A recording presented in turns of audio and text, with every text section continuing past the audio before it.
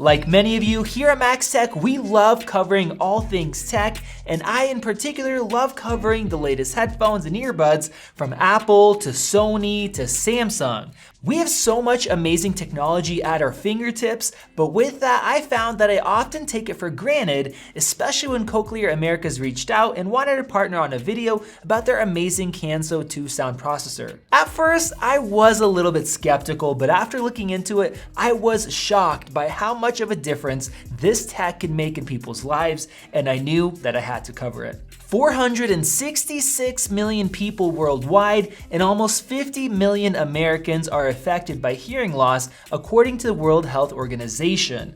For those who have severe hearing loss or even complete loss, and you'll see how it could change your life. Cochlear keeps innovating, and their new Kanso 2 sound processor allows people to connect to a smartphone and other devices and listen to music, take calls, and more, which I thought was completely normal for everybody since I do that daily, when in fact, many people with hearing loss can't do that at all. The Kanso 2 also stands out because it's wireless and it doesn't need an additional module behind the ear. I got a chance to virtually meet Justin and ask him some questions and see what kind of an impact the Kanso 2 has made in his life. Thank you, Justin, for joining me and being willing to share your story. My first question is, how was your life before your cochlear implant? I actually grew up wearing hearing aids.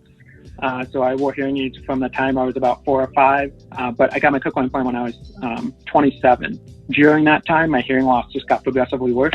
So the hearing aids had to become more and more powerful to help me. And then it got to the point where even the hearing aid wasn't helping me once I got the cochlear implant. Pretty amazing. I guess I didn't realize how much sound or access to sound I had lost. I haven't experienced what you're talking about, but for me, it's vision. Like my vision slowly, progressively just keeps getting worse. And I got contacts not too long ago. And when I popped those in, I was like shocked. Like I'm driving on the roads that I usually drive home, and I've never noticed like mountains in the background or anything because it's so blurred out. It's a great analogy. I think, contact lenses are a good example of something where it's just blurry and then all of a sudden so clear again. That's a good example with cochlear implants. How bad did the hearing loss that you talked about, how bad did that affect your life? I noticed myself kind of withdrawing a little bit, going to social events. It was really hard to kind of carry on a conversation. I would have to rely on my wife to kind of let me know that somebody was asking something or what they were saying. So I'd turn to her for support. So it got pretty hard. At work, things were pretty tough. I'm an audiologist. I'm testing people who have hearing loss. And I was struggling even at work as well, trying to do my job. Did it help being in that field, kind of knowing what your options are, what you're choosing to do, make that choice easier? It was always in the back of my mind that I probably knew I'd have to get a cochlear implant eventually. It also helped to kind of see so many people get them and do well with them. So what was your first sound processor? I know it's a different one now. What was the first one? What features did it have? It's called the Cochlear Freedom. It was a much bigger device. It was an on-the-ear processor, so that was great. You don't have to have the line or the string connected to a box on your belt or anything like that. It was a good processor. There were like push buttons on the processor, which was fairly new. There was a little screen on there, so you can see kind of which program you were in, and it did a good job. It was quite heavy. I do remember that. When I was looking into what's kind of available now in the Kanso 2, I didn't even know there was the older ones with a wire and a belt pack. I guess it's awesome living today to have all these new capabilities. I've actually had almost every single sound processor since that one. What was really a big deal, maybe 2 sound processors after Freedom, was there was some automaticity that was starting to happen. So the sound processor would actually monitor the environment and then change the program based on the environment I was in. The hardware, like the microphone, I think you'll kind of appreciate this. The microphone and the processor got better. We cover a ton of all the new headphones and stuff that comes out, and it's cool. Every year, we're seeing this progression in quality and background noise filtering and stuff. And it's really awesome to see that tech being pushed forward. And for me, it's awesome to see it's not only in the latest gadgets that are coming out, but it's in things like this where it actually changes people's lives. So how's it been switching over to this one compared to the previous ones? There's definitely a difference in off the ear. This is the first time where like I have nothing on my ear. It's just free. The other really cool thing with the Kanso 2, there's actually a few, but it's completely wireless, like you said. So it connects to my cell phone. So right now I'm actually talking to you through my cell phone.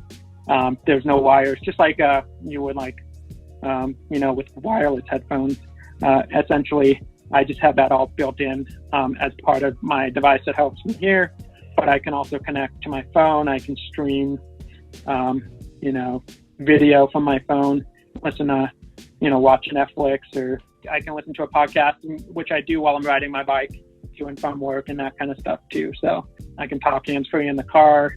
There's just a lot that you can actually, just not being tethered to the phone, having to put it up to your ear, you can do quite a bit. Since it could do all of this, which is amazing, all this stuff is packed in this device, I have to ask, how much did it cost? How expensive is it? And was it covered, since it's a health device, was that covered by insurance or? Insurance does cover it. So it is there's surgery involved. And insurance does cover it. How was that? Was it more difficult than you expected to get it, the surgery and the recovery, or was it easier? Or? It's an outpatient surgery. So you go into the hospital in the morning and you're typically done by the afternoon. It took a couple weeks for kind of like the swelling over the side to go down, wait for that swelling to go down, because there's a magnet under the skin and then there's a magnet in the sound processor, and that's how they connect. So would you mind showing me how it connects and how it looks on the side? Oh yeah, sure. I'll turn my head here. So you can kind of, if you can see the Kanso, you let me know. Uh-huh. But essentially it sits right here, and I can just pull it off. Yeah. And as soon as it pops on magnetically, you can start hearing again? Yeah, the sound comes right on. The other thing between the Kanso and the Kanso 2, the original Kanso, is this is rechargeable. So at night I literally just take the whole thing off and drop it in a little charging dock, and it actually wirelessly charges the device as well. Those people that are out there, they're dealing with hearing loss, and they're on the fence of getting the implant because it involves surgery and everything else. Would you suggest for them to go with it?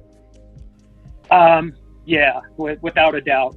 To be totally honest, I was rolling into that operating room wondering if I was still doing the right thing. I'd seen a lot of people get a cochlear implant in the clinic and saw the benefits of it, but I can kind of make do. But then kind of coming out the other side, getting activated, starting to hear again, hearing these soft sounds that I hadn't heard in a long time, being able to look at somebody and not have to see their lips, understand what they're saying, being in a noisy room and actually being able to truly hear somebody and what they're saying when they're not facing me or something like that it's amazing. I mean, I don't know where I would be in life, honestly, if I hadn't gotten the cochlear implant. It's made a huge difference for me. The technology and the advancements and all those kind of things have just made something great and good even better. Here's a little more info about this amazing tech and how it works. As you can see, this thing is small and it is truly wireless, which makes it very convenient. Not only that, but it's also the only cochlear implant that you can control from your smartphone. I personally love being able to control a ton of my smart home devices right from my phone, so I'm glad that Cochlear keeps innovating and allowing those with hearing loss to stream content from their compatible Apple device directly to their implant. I never thought that there's so many people that can't just pull out their phone and listen to music and take calls and FaceTime with their family, and with the Kanso 2 sound processor, you can stream directly from your phone, and all of this is now possible. You also get a very handy smartphone app for Android users as well, and you can quickly customize and control your Kanso 2 just like you can with AirPods and other headphones. If you lose your device, you can use the Find My Processor feature to help locate it. And just like the latest headphones and earbuds, the Kanso 2 can cancel out background noise with its dual microphones, which can really improve the audio quality, and you can focus on sound in front of you and filter out what you don't want. For those looking to customize their processor, there's also multiple color options available. We cover a ton of tech here at Max Tech, but this is the kind of stuff that can not only make your life more enjoyable, but it can absolutely change your life. If you want to learn more about the Kanso 2 sound processor, check out the link in the video description. Thank you guys for watching, and let us know what you think about this kind of amazing tech down in the comment section below. Click that circle above if you enjoyed this video and you want to subscribe. This has been Max, and I'll see you in the next video.